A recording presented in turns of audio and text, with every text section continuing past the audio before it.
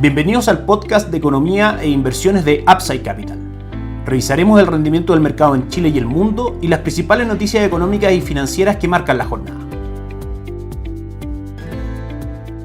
Muy buenos días, ¿cómo están ustedes? Viene el 16 de agosto de 2024, soy Ramiro Galeano, fundador de Upside Capital. Les doy la bienvenida a otra edición más de mercados en Upside Capital. Como todos los días viernes, vamos con el cierre semanal de mercado. Respecto al mercado local, la semana estuvo marcada con foco de atención en la publicación de las encuestas por parte del Banco Central de Chile, específicamente la encuesta de expectativas económicas y de operadores financieros que fueron publicadas el día lunes y martes respectivamente esta semana. Respecto a las principales conclusiones que podemos obtener de cada una de estas encuestas, comenzamos por la encuesta de expectativas económicas, donde marca que a diciembre de 2024 las expectativas de inflación para Chile están en el 4.5%, por sobre el 4.2% que el mercado esperaba en la encuesta anterior, y a diciembre de 2025 en el 3.5% están situadas las expectativas de inflación. Lo relevante es que a 23 meses plazo, que básicamente el horizonte de política monetaria del Banco Central, las expectativas de inflación se mantienen al 3%, por ende hay espacio para que el Banco Central siga rebajando la tasa de política monetaria. Y respecto a la tasa de política monetaria como tal, se espera un recorte en la siguiente reunión de 25 puntos para que la tasa quede ubicada en el 5.5%, terminar el año 2024 en el 5.25% y luego de 36 meses tener la tasa en 4.25%. Un escenario bastante similar es el que muestra la encuesta de operadores financieros, donde la expectativa inflacionaria a 24 meses también se sitúa en el 3% y en los próximos 12 meses en un 3.8%, lo que de alguna otra manera condice con la encuesta de expectativa económica, es decir, una mayor presión inflacionaria en el corto plazo y una convergencia de la inflación al 3% en el horizonte del Banco Central, que como decíamos es 24 meses. En cuanto a tasa de política monetaria, también espera un recorte de 25 puntos base para que se ubique en el 5.5%, terminar el año en el 5.25% para en 24 meses más ubicar la tasa en el 4.5%, refiriéndose por supuesto a próximas instancias de tasa de política monetaria que irían una tasa del 4.5% en los próximos 24 meses. En general, buenas noticias desde el punto de vista de estas encuestas, dado que están en línea con lo que el mercado estaba viendo, una mayor presión inflacionaria en el corto plazo, sobre todo por el alza de tarifas eléctricas, pero una continuación del ciclo de recorte de tasa de política monetaria en el tiempo, lo que, como sabemos, empuja a la baja las tasas de descuento del valor de los bonos que componen los fondos mutuos de renta fija, creando ganancias de capital para quienes invierten en ese tipo de activos. Respecto al calendario extranjero, específicamente de China y Estados Unidos, tuvimos bastantes noticias. En primera instancia, en términos de, en la práctica, la temporada de entrega de resultados, donde el sector tecnológico en Estados Unidos, nos referimos, creció un 20% respecto a ganancias, por sobre el 18% que el mercado esperaba, y el sector tecnológico creció un 5% por sobre el 2% que el mercado esperaba. Buenas noticias para Estados Unidos en ese sentido. Todavía la carrera presidencial de Estados Unidos muestra, desde el punto de vista de las encuestas, un empate técnico entre la vicepresidenta Kamala Harris y el expresidente Donald Trump. Por último, también la encuesta de gestores de fondos de Bank of America marcó que solamente el 13% de los encuestados espera que Estados Unidos tenga un aterrizaje un poco más duro respecto al ciclo actual de tasa de política monetaria. Recordemos que la tasa de política monetaria en Estados Unidos se encuentra en los niveles más altos de los últimos 23 años y que un 76% de la encuesta, 8 puntos más que en julio, ven un aterrizaje suave de Estados Unidos. Donde no tuvimos buenas noticias fue en China, que el día miércoles publicó cifras de gasto en capital fijo que creció solamente un 3.6%, por debajo de las expectativas del mercado situadas en el 3.9%. El índice de producción industrial creció solamente un 5.1%, también por debajo del 5.2% que esperaba el mercado, y la tasa de desempleo en China aumentó al 5.2% por sobre el 5.1% que el mercado esperaba. En ese sentido,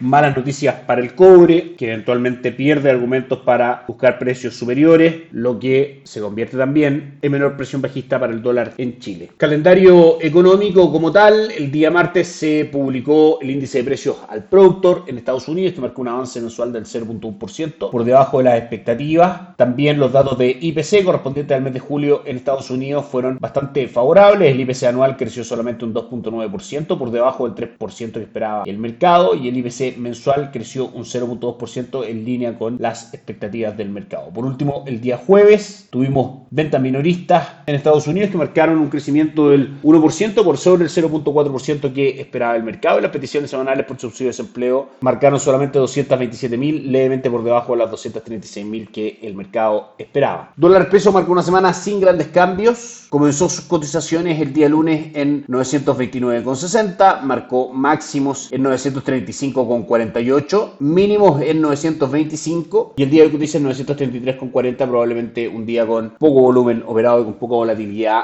donde eventualmente el dólar terminará cerca de los precios actuales de cotización. Técnicamente hablando, la presión bajista que muestra en el corto plazo podría tener como objetivo alrededor de 920, donde se encontraría con la tendencia alcista que viene marcando desde la tercera semana de mayo aproximadamente. El cobre, independiente de las malas cifras macroeconómicas que revisamos, ha tenido una semana también al alza desde $3.97 por libra de cobre, donde estuvo la apertura el día lunes, hasta el precio actual en $4.12 por libra de cobre, marcando un alza semanal aproximadamente del 3.69%. El IPSA, que mantiene un retorno durante los últimos 7 días del 1.79% y un retorno durante el año del 3.35%, cierra la semana subiendo hoy día un 0.46 en 6.434 puntos. Por supuesto, aún queda cotizaciones durante el día, pero como decíamos, probablemente hoy un día de poco volumen operado por ser interferiado en Chile. No debiesen sufrir grandes cambios los principales índices y activos locales. Las acciones más transadas, Sokimich B, Banco de Chile y Vapores, que suben un 0.99, 0.93%, con Vapores cayendo un 1.37%. Las acciones más ganadoras del año, Ripley con un alza de prácticamente el 62% durante 2024, Falabella con un alza del 46% aproximadamente y Andina B con un alza del 36.91%. Dentro de las más perdedoras, Entelcap y Sokimich B perdiendo un 14%, 28% y 36% aproximadamente de forma respectiva. Como comentábamos, las conclusiones arrojadas por la encuesta de expectativa económica de operadores financieros demarcan una continuación del ciclo de recorte de tasa de política monetaria por parte del Banco Central durante los próximos meses, que seguiría fortaleciendo el retorno de renta fija local. Nuestra estrategia de inversión a través de fondos mutuos de Itaú AGF, Itaú Dinámico, con un retorno del 6.32% en lo acumulado de 2024 y un 1.51% durante el último mes, con un 1.26% de retorno durante el mes anterior, acompañado por fondos de diversificación como ahorro corto plazo con un retorno del 5% durante el año y ahorro UF con un retorno del 6.02% durante el año, muy por sobre el 3.62% que muestra Itaú Performance, fondo Money Market, fondo que usamos como una especie de índice respecto a la caída sostenida que están llevando adelante los depósitos a plazo y los fondos Money Market en este contexto de recorte de tasa de política monetaria. S&P 500, el principal índice bursátil de Estados Unidos, está cerrando una muy buena semana con un alza del 3.75% desde el día lunes a la fecha. Ayer tuvo su sexta jornada consecutiva de ganancias,